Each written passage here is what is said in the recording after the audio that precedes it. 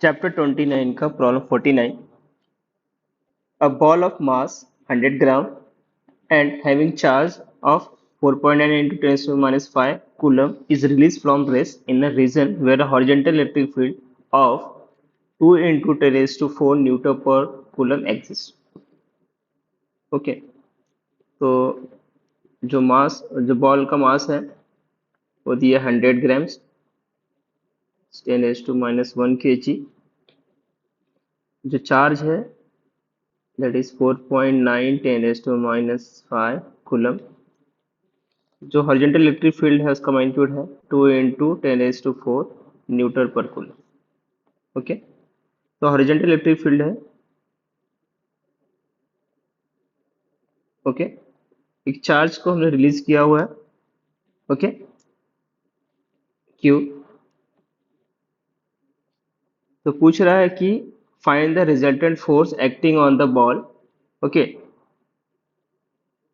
तो and second बोला है what will be the path of the ball and where is the ball be at the end of 2 second.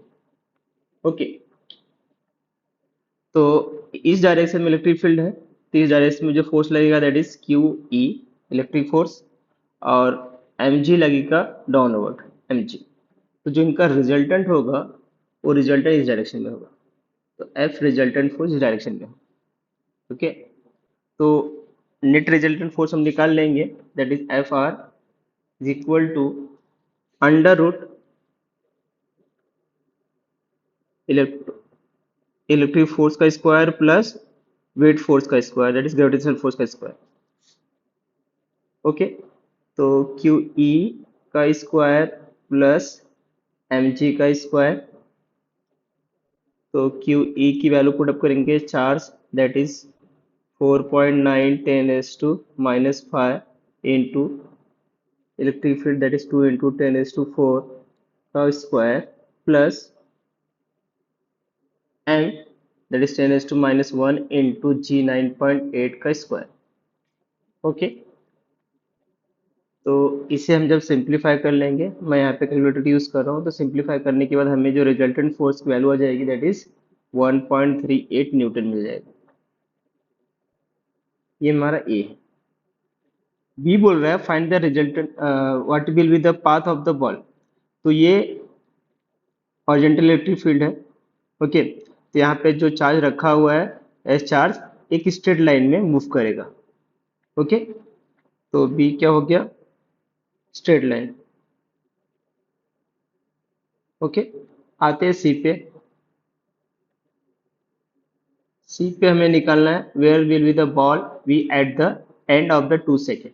Okay, तो after 2 second okay हमें ball की position निकालनी, तो हम यूज करेंगे kinematical equation S equal to U T plus half A T square. Initial velocity rest से drop कर रहे हैं तो एस यू जीरो हो जाएगा, एस इक्वल टू आ जाएगा half A T square. Therefore S is equal to half. अब यहाँ पे जो ए है एक्सेलरेशन, तो एक्सेलरेशन होता है क्या है, नेट फोर्स अपॉन मास.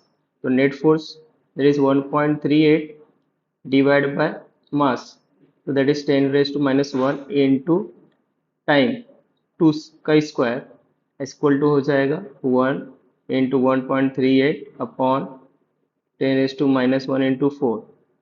तो 2 से कैंसिल 1.38 इंटू 2 इंटू 10, तो एस की वैल्यू आ जाएगी 27.6 मीटर.